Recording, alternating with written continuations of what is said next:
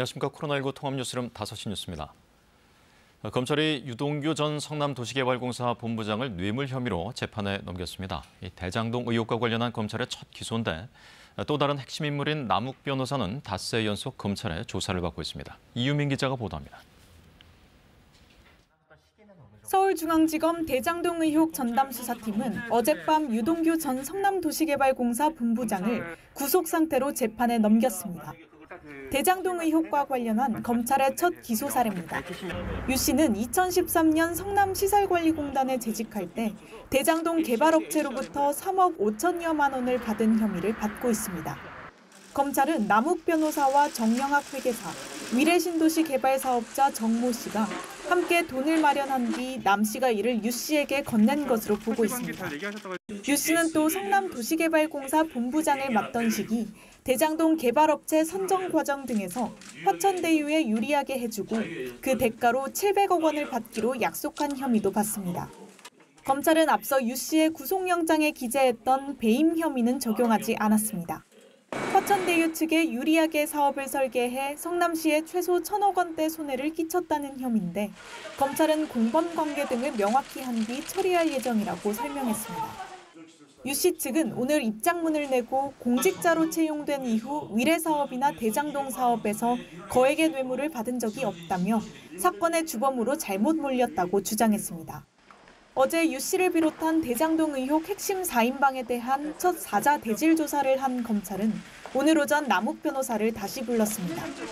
남 씨는 지난 18일 검찰에 체포돼 조사받은 것을 시작으로 오늘까지 닷새 연속으로 조사받고 있습니다. 남 변호사는 별도의 녹취록을 제출했냐, 대질 조사에서 어떤 내용이 오갔냐고 묻는 취재진에게 별다른 답을 하지 않았습니다. KBS 뉴스 이유민입니다. 국민의힘은 검찰이 유동규 전 본부장을 재판에 넘기면서 배임 혐의를 제외한 것은 민주당의 이재명 후보를 구하기 위한 검찰의 눈물겨운 사투라고 비판했습니다. 김기현 원내대표는 오늘 당의 국정감사회의에서 이같이 밝히고 검찰이 범죄를 밝히기보다 은폐를 위한 공작을 하고 있다고 주장했습니다. 국민의힘 소속 국회 법사위원들도 성명을 통해 정치검찰이 집권 여당 대선 후보의 약탈적 배임죄를 감추려고 꼬리 자르기 수사, 봐주기 수사쇼만 거듭하고 있다고 주장했습니다. 민주당 이재명 대선 후보가 오늘 광주와 봉하마를 잇따라 방문하며 사실상 첫 대선 행보에 나섰습니다. 전두환 옹호 발언에 대한 사과 후 반려견에게 사과를 주는 사진을 SNS에 올려서 논란이 일었던 국민의힘 윤석열 후보는 게시물을 신중히 올리겠다며 다시 사과했습니다. 강나루 기자의 보도입니다. 민주당 이재명 후보가 대선 후보 선출 뒤 사실상 첫 공식 일정으로 광주 5.18 민주묘지 참배를 선택했습니다. 지지층을 결집시키는 동시에 전두환 옹호 발언을 한 윤석열 후보를 겨냥한 일정이기도 합니다. 이 후보는 참배 뒤 국가의 폭력 범죄에 대해선 공소시효와 소멸시효를 배제해야 한다며 법을 바꿔서라도 전두환 씨가 처벌받게 되길 기대한다고 말했습니다. 민주주의 체제 속에서 혜택만 누리던 분이어서 전두환이라는 이름이 가지는 그 어묵함을 전혀 이해하지 못했을 겁니다. 이 후보는 이어 김해 봉하마을을 찾아 노무현 전 대통령 묘역을 참배하고 권양숙 여사를 만났습니다. 이 자리에서 권 여사는 이재명 후보가 노 전 대통령 젊었을 때 모습을 많이 닮았다고 이야기했다고 이 후보는 전했습니다. 국민의힘 윤석열 후보는 전두환 옹호 발언에 대해 송구하다는 입장을 밝힌 뒤 반려견에게 사과를 주는 사진을 SNS에 게시해 논란이 더 커지고 있습니다. 당 안팎에선 사과 요구를 조롱했다는 비판이 잇따랐습니다. 이준석 대표는 SNS에 상식을 초월한다며 착잡하다고 밝혔고 홍준표와 유승민, 원희룡 후보 캠프도 사과는 개나 져라라는 의미냐며 강하게 성토했습니다. 비판이 이어지자 윤석열 후보 캠프는 실무자가 가볍게 생각해 사진을 게재했다가 실수를 인정하고 바로 내렸다고 해명했습니다. 그러면서 앞으로 시스템을 재정비하고 게시물을 신중하게 게시하겠다며 논란을 일으켜 깊이 사과드린다고 밝혔습니다. KBS 뉴스 강나루입니다. 단계적 일상회복, 이른바 위드 코로나를 위해서 코로나19 일상회복지원위원회가 회의를 열었습니다. 식당과 카페 등의 영업시간 제한을 해제하고 유흥시설에서는 백신 패스를 도입하는 방안이 논의가 됐는데 최종 이행 계획은 다음 주 후반에 발표될 예정입니다. 김혜주 기자가 보도합니다. 다음 주 위드 코로나 전환 계획 발표를 앞두고 일상회복지원위원회가 전체 회의를 열었습니다. 이 자리에선 현재 밤 10시까지로 매장 영업시간이 묶여있는 식당과 카페 등의 운영 제한을 해제하는 방안을 검토했습니다. 방역 완화 조치는 그동안 고통이 컸던 업종이나 소외된 계층부터 그리고 감염 확산의 위험이 낮은 시설부터 수도권에서 1년 가까이 집합금지돼 온 유흥시설에 대해서는 영업을 허용하되 접종증명서와 음성확인제 등을 도입하는 방안도 논의됐습니다. 회의에 이어 열린 토론회에서는 위드 코로나를 3단계로 나누어 추진하자는 제안이 나왔습니다. 우선 다음 달에 다중이용시설의 영업 제한을 해제하고 12월에는 대규모 행사를 허용한 뒤 내년 1월 사적 모임에 대한 제한을 풀자는 겁니다. 단계적 일상회복 최종 이행 계획은 공청회 등 의견 수렴을 더 거쳐 다음 주 후반에 발표될 예정입니다. 오늘 0시 기준 신규 확진자는 1,440명입니다. 지난주 하루 평균 확진자 수는 1,354명으로 한 주 새 255명 줄었습니다. 4차 유행이 감소세로 돌아섰지만 이달 말 헬로윈을 앞둔 만큼 정부는 방역수칙 단속을 강화합니다. 오는 27일부터 이태원과 홍대, 강남 일대에서 집중 점검을 벌이고 위반한 외국인은 강제 출국시킨다는 방침입니다. 백신 접종 완료율은 이르면 내일 70%를 넘어설 것으로 전망됩니다. KBS 뉴스 김혜주입니다. 코로나19로 재택 치료를 받던 60대 환자가 병원 이송 과정에서 숨졌습니다. 서울 서대문구와 소방 등에 따르면 서대문구에서 그제부터 재택 치료 중이던 68살 남성 A씨가 어제 오전 갑자기 상태가 악화해 병원에 이송된 뒤 숨졌습니다. A씨의 배우자는 A씨의 의식이 저하되자 119에 신고했고 14분 뒤 일반 구급차가 도착했지만 환자를 이송하지 못한 것으로 파악됐습니다. 코로나19 전담 구급차는 신고 40분 만에 도착했으며 비슷한 시간 A씨에게 심정지가 발생해 심폐소생을 시도했지만 병원 도착 이후 사망 판정을 받았습니다. A씨는 백신 접종을 받지 않은 상태에서 20일에 코로나19 확진 판정을 받았지만 무증상에다 기저질환이 없어서 재택 치료를 선택했던 것으로 확인됐습니다. 지난 19일 독도 먼바다에서 전복된 우리 어선에 대한 해경의 수색 작업이 사흘째 이어지고 있습니다. 실종 선원 6명의 추가 구조 소식은 없는 가운데 선체는 오늘 새벽 침몰했습니다. 정상빈 기자입니다. 독도 먼바다에서 전복된 제11 일진호에 대한 수색 작업이 사흘째 이어지고 있습니다. 해경과 해군 등은 지난 밤새 사고 해역을 중심으로 함정과 항공기 등을 투입해 수색 작업을 벌였습니다. 하지만 실종된 선원을 추가로 찾지는 못했습니다. 이에 따라 선원 9명 가운데 어제 구조된 선장 등 3명을 제외하고 한국과 중국, 인도네시아 선원 각 2명씩 모두 6명은 실종된 상태입니다. 전복된 어선은 오늘 아침 6시 반쯤 바닷속으로 침몰했습니다. 사고 지점에서 서쪽으로 약 40km 떨어진 곳으로 수심은 2,600m입니다. 하지만 선체 침몰에 앞서 해경은 어제 어선 내부를 수색해 배 안에 실종 선원이 없다고 판단하고 수중 수색을 종료했습니다.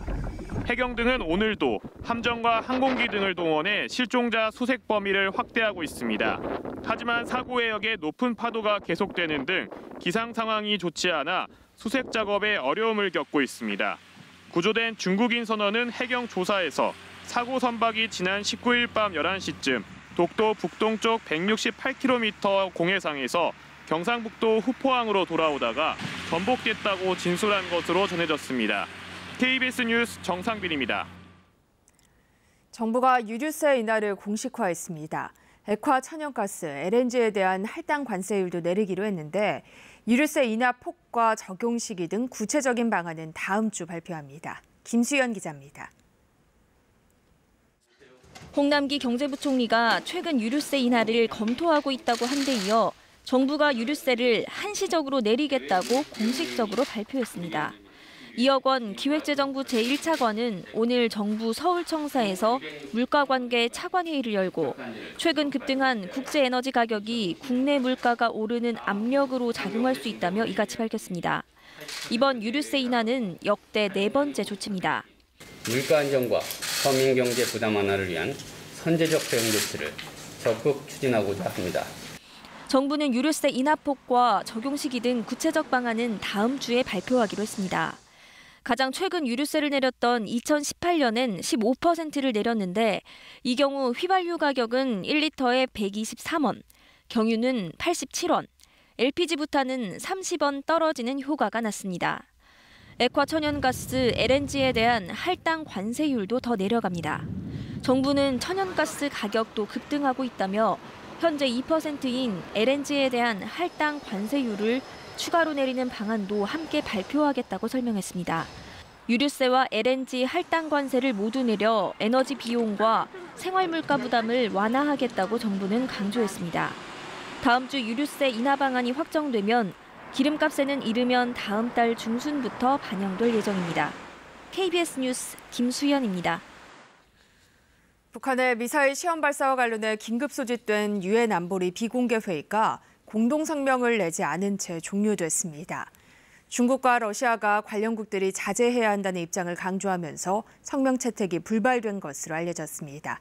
보도에 금철영 기자입니다. 지난 19일 북한이 함경남도 신포에서 잠수함 발사 탄도미사일 SLBM을 시험 발사한 것과 관련해 긴급 소집됐던 유엔 안보리 비공개 회의가 공동 성명 채택 없이 종료됐습니다. 안보리는 현지 시간 20일 오후부터 뉴욕 유엔 본부에서 회의를 열고 대북 규탄 성명 채택 등을 논의했지만 결국 타결에 이르지 못했습니다. 미국과 영국 등이 북한의 안보리 결의 위반에 대해 국제사회가 단일한 목소리를 내야 한다고 주장한 것과 달리 중국과 러시아는 관련국들이 자제해야 한다는 입장을 강조하면서 성명 채택이 불발된 것으로 알려졌습니다. 그린필드 유엔 주재 미국 대사는 비공개 회의에 앞서 북한의 SLBM 발사가 안보리 결의 위반이며 국제평화와 안보를 위협하고 있다고 비난한 바 있습니다. 미국 정부는 그러나 안보리 논의와 별도로 북한과 조건 없는 대화를 추진한다는 방침에는 변함이 없다는 입장입니다. 북핵 문제에 대한 관여와 대화 재개가 없는 한 평화적인 방법으로 핵 문제는 물론 대량 살상 무기의 확산을 막을 방법이 없다는 인식에 따른 것으로 최근 외교안보 고위 당국자들과 정보기관 수장까지 나서 대화 재개를 모색하고 있는 상황입니다. 하지만 최근 웬디 셔먼 미국 국무부 부장관까지 나서 북미 접촉 사실을 전격 공개하면서 북한의 호응을 촉구한 것과 달리 북한의 반응은 아직까지 미온적인 것으로 알려졌습니다. 이런 가운데 낸시 펠로시 미국 하원 의장은 국제안보재단인 플로우 쉐어 펀드 화상연설에서 북한을 불량 국가라고 부르며 북한이 대량 살상 무기 역량을 과시하는 것은 대외 판매를 위한 것이라고 밝혔다고 미국의 소리 방송이 전했습니다. KBS 뉴스 금철영입니다. 일상 회복으로의 전원에 대한 기대감이 높아지고 있는 가운데 유럽에서 가장 먼저 위드 코로나를 선언한 영국의 하루 신규 확진자가 5만 명을 넘고 있습니다. 세계보건기구 WHO는 최근 유럽의 많은 국가에서 코로나 확진자가 증가하는 이유로 방역 조치 완화와 실내 활동 증가를 지목했습니다. 심연희 기자가 보도합니다. 영국은 지난 7월 방역 규제를 대부분 풀었습니다. 실내에서 마스크를 꼭 써야 하는 의무도 해제했습니다. 백신 접종자에겐 확진자와 밀접 접촉 때도 자가격리를 면제해주고 있습니다. 하지만 이런 위드 코로나 석 달 만에 하루 신규 확진자 수가 5만 명을 넘어서자 우려의 목소리가 커지고 있습니다. 영국 정부는 당장 규제를 강화하지는 않겠다는 입장입니다. 방역 조치 완화에 따른 이 정도 결과는 예견했다는 겁니다. Yes, you're absolutely right, Tracy. The numbers of infections are high, but we're within the parameters of what the predictions were. 이런 가운데 세계보건기구 WHO는 유럽에서 이처럼 코로나 확진자가 증가하는 이유로 방역 조치 완화와 실내 활동 증가를 지목했습니다. Most of those restrictions are now not in place anymore in many countries, and we're seeing that coincide with the winter period in which people are moving inside as the cold snaps appear. 그러면서 각국의 의료 시스템이 지난해처럼 늘어나는 코로나 환자로 압박받을 것을 우려했습니다. 아울러 코로나19로 숨진 보건의료 종사자는 전 세계적으로 18만 명에 달할 수 있다는 추정치를 내놨습니다. 이들의 백신 접종률은 평균 40%로 그리 높지 않다고 WHO는 지적했습니다. KBS 뉴스 심연입니다. 세계은행이 최근 공급 부족으로 고공행진을 이어가고 있는 국제 유가를 비롯한 에너지 가격의 상승세가 내년 상반기까지는 이어질 것으로 내다봤습니다. 이 에너지 가격 상승에 따른 세계적인 인플레이션의 위험성도 경고했습니다. 유유에서 한보경 특파원의 보도입니다. 고공행진을 이어가던 국제 유가가 간밤엔 조금 주춤했습니다. 현지 시간 21일 서부 텍사스산 원유 가격은 전날보다 1.1% 하락한 1배럴에 82달러 50센트로 장을 마쳤습니다. 하지만 여전히 7년 만에 최고 수준인데다가 공급 부족 사태가 나아진 것도 아니어서 다시 오름세로 돌아설 가능성은 큰 상황입니다. Some of the oil producing nations have decided that they will just cut back their production just enough to make sure that the demand is a little bit higher than what the supply is. 세계은행은 현지 시간 21일 내놓은 보고서를 통해 올 한 해 에너지 가격이 지난해보다 80% 이상 오를 것으로 예상했는데 이 상승세는 내년에도 계속될 것으로 전망했습니다. 공급 부족 문제가 해결되기 시작하는 하반기부터나 가격 상승세가 꺾일 수 있을 것으로 전망했습니다. 올해 1배럴에 70달러 선까지 오른 원유 가격은 내년에는 평균 74달러까지 갈 것으로 예측했습니다. 세계은행은 이런 에너지 가격 상승은 전 세계 경제에 인플레이션 압력을 키우는 위험 요인이 될 거라며 에너지 수입국들의 경제 회복 속도를 약화시킬 수 있다고 덧붙였습니다. 그러면서 내년 하반기부터 에너지 가격이 내려간다고 하더라도 기상이변과 코로나19 사태, 그리고 공급망 혼란 등의 많은 변수로 단기 급등 위험은 여전하고 정확한 가격 예측도 어려운 상황이라고 덧붙였습니다. 뉴욕에서 KBS 뉴스 한보경입니다. 드라마 오징어 게임 흥행 덕에 넷플릭스 유료 가입자 수도 크게 늘었습니다. 넷플릭스가 자체 평가한 오징어 게임의 가치도 1조 500억 원에 이르는데요. 하지만 우리 저작권법 때문에 정작 감독은 그 수익을 나눠 가질 수 없다고 합니다. 정지주 기자가 취재했습니다. 무궁화 꽃이 피었습니다. 전 세계가 이 놀이에 흠뻑 빠졌습니다. 넷플릭스의 드라마 오징어 게임 영향이죠.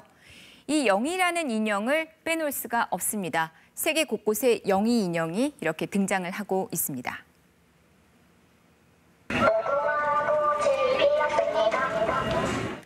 여긴 네덜란드 도심입니다. 참가자들 정말 진지합니다. 움직임을 잡아내는 것은 영희의 눈이 아니라 바로 진행 요원들입니다.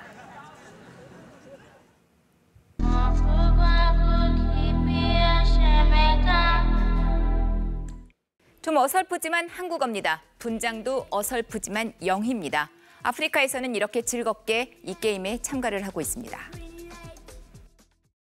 달고나, 구슬치기, 딱지치기, 드라마에 나온 놀이들 인기가 정말 대단합니다. K놀이 열풍이라 할 만한데요. 오징어 게임 덕분에 플랫폼인 넷플릭스도 3분기 유료 가입자가 438만 명이 늘었습니다. 누적 가입자가 총 2억 1,360만 명에 달합니다. 그 실적을 발표하면서 넷플릭스 CEO는 오징어 게임 속의 초록 체육복을 이렇게 입고 등장을 했습니다. 자신감도 드러냈는데요. Competition, obviously that's a factor, but the amount of scale of content and entertainment that we have and the way we're set up, it's like Squid Game's incredible. 넷플릭스가 자체 평가한 오징어 게임의 가치 1조 500억 원입니다. 얼마나 큰 액수인지 감이 잘 안 올 정도인데요.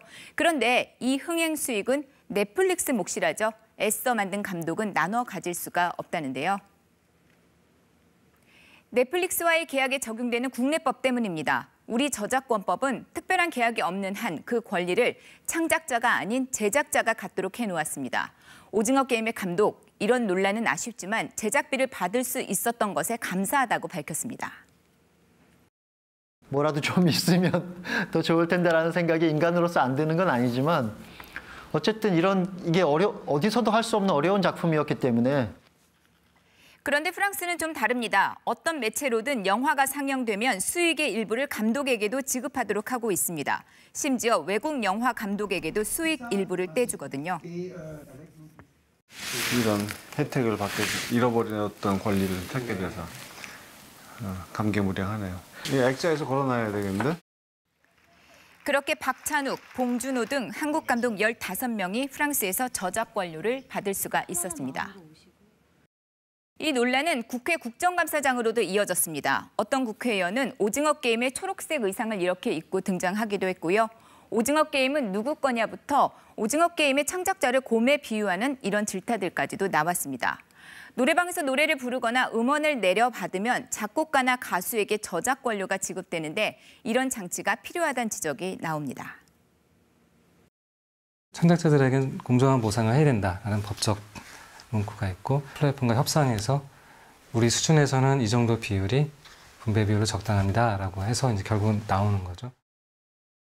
저작권 침해도 문제입니다. 특히 넷플릭스가 서비스되지 않는 중국에선 60여 개 사이트에서 불법 유통되고 있다죠. 백기기도 기승입니다. 오징어의 승리. 자, 중국 유명 온라인 동영상 서비스 여우쿠가 발표한 예능 프로그램인데요. 프로그램의 형식, 오징어 게임과 거의 비슷합니다. 네티즌들의 분노가 잇따랐고요. 중국 내에서도 망신이라는 반응이 쏟아졌습니다. 여우쿠 측은 폐기한 초고를 실수로 올렸다면서 이렇게 새 프로그램을 다시 내놨습니다. 하지만 역시 내용 그대로고요. 저작권 문제를 넷플릭스와 협의한 적도 없다는 보도까지 나오면서 그 비난 수그러들지 않고 있습니다. KBS 뉴스 정지주입니다.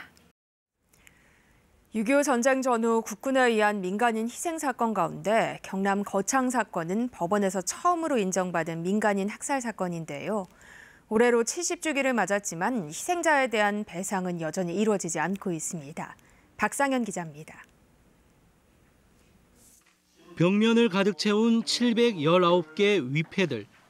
1951년 2월 경남 거창에서 공비와 내통했다는 누명을 쓰고 국군에 의해 학살된 민간인들입니다.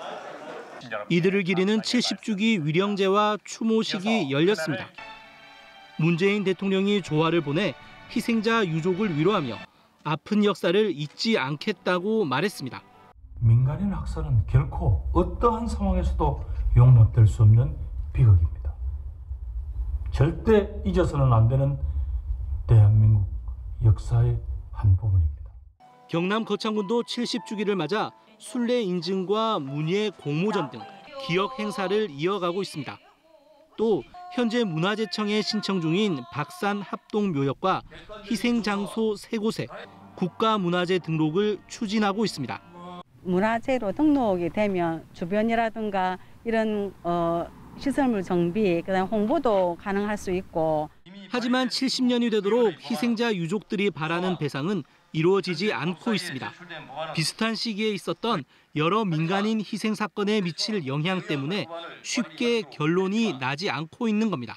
우리 거창 사건도 오늘 추모식을 기점으로 유족 여러분들의 희생이 정당하게 배상을 받을 수 있도록 제도적 기반이 마련되기를 희망합니다.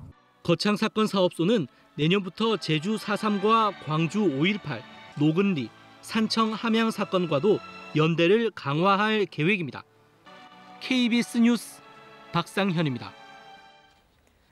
세계문화유산인 전북 익산 미륵사지에는 국내에서 가장 오래된 것으로 추정되는 석등이 있는데요. 아쉽게도 조각으로만 남아있던 석등을 디지털 기술을 이용해 1300년 전 모습으로 재현해냈습니다. 서윤덕 기자입니다. 익산 미륵사지에 놓인 연꽃무늬 돌판. 백제 최대 사찰의 어둠을 밝혔던 석등의 일부입니다. 미륵사엔 석등이 3개 이상 있었을 것으로 추정되는데 지금은 조각 13점만 남아 있습니다. 국보인 석탑처럼 조명받지 않지만 창건 때부터 1300년 넘는 시간을 견뎌낸 미륵사 흔적 가운데 하나입니다. 익산 미륵사에 남아있는 석등은 삼국통일 이전에 7세기 전반에 만들어진 석등으로 우리나라에서 가장 오래된 석등 중에 하나라는 점에서 제 모습을 되찾은 석등이 빛을 냅니다. 지금까지 발견한 석등 조각들을 3차원으로 실측한 뒤 디지털로 복원한 겁니다.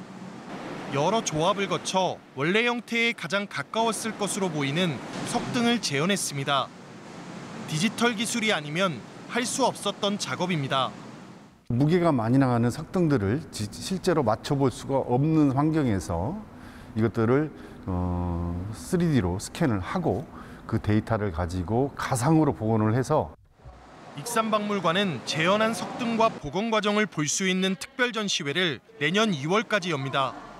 미륵사지 석등을 포함해 현재까지 전해지는 백제 석등 3점을 한자리에 모아 국내 석등의 기원도 살펴볼 수 있습니다. KBS 뉴스 서현덕입니다. 이어서 오늘의 주식 시황을 KB증권에서 전해드립니다. KB증권입니다. 코스피가 기업들의 실적 발표를 앞두고 혼조세를 보이며 3,000선에 머물렀습니다. 코스닥 역시 관망세가 짙은 가운데 외국인이 매수에 나서며 강보합으로 장을 마쳤습니다. 오늘 코스피는 1.17포인트 하락한 3,006.16에 코스닥은 1.37포인트 오른 995.07에 마감됐습니다. 전일 미국 증시는 기업들의 실적 호조 속에 S&P 500 지수가 사상 최고치를 경신하는 등 주요 지수가 혼조세로 장을 마쳤습니다. 코스피는 기간의 사자에도 외국인과 개인이 매도에 나서며 약보합 마감했습니다. 전일 누리호에 대한 기대감에 좋은 흐름을 보였던 우주 항공주들이 약세를 보이면서 하나 에어로스페이스가 4% 넘게 하락했고 하이브가 차익 실현 매물이 쏟아지며 내림세를 기록했습니다.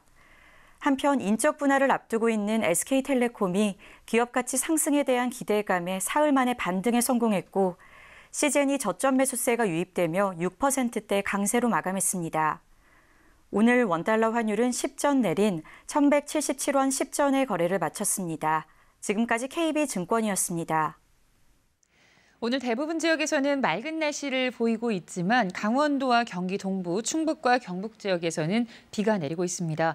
특히 오늘 오후 2시 25분쯤에는 대기가 불안정해지면서 경북 안동에서 우박이 갑자기 떨어지기도 했는데요. 앞으로 충북 북부에서는 오늘 오후까지, 강원 영동 중남부와 경북 내륙은 오늘 저녁까지, 영남 동해안 지역은 내일 새벽까지 비가 내리겠습니다. 비가 내리는 동안 벼락이 치는 곳이 있겠고 일부 지역에서는 우박이 떨어질 가능성도 남아있기 때문에 안전사고에 유의하셔야겠습니다. 오늘 밤부터 내일 아침까지 내륙 대부분 지역에서는 안개가 짙게 끼겠습니다. 가시거리가 짧겠습니다. 해가 뜨고 기온이 오르면 이 안개는 거치겠고 전국이 맑은 하늘을 회복하겠습니다. 내일 아침 기온은 서울, 광주, 대구 6도, 청주 5도 등으로 오늘과 비슷하겠습니다. 낮 최고 기온은 서울, 청주 18도, 광주, 대구 20도 등으로 오늘과 비슷하거나 조금 높겠고 일교차가 크게 나겠습니다. 바다의 물결은 남해와 동해상에서 높게 일겠고요. 영남 해안 지역은 높은 너울성 파도를 조심하셔야겠습니다. 다음 주 월요일 제주도는 비 예보가 나와 있지만 그 밖의 지역은 한동안 맑은 날씨가 계속되겠습니다. 날씨였습니다. 코로나19 통합 뉴스룸은 7시 뉴스에서 이어집니다. 시청해주신 여러분 고맙습니다.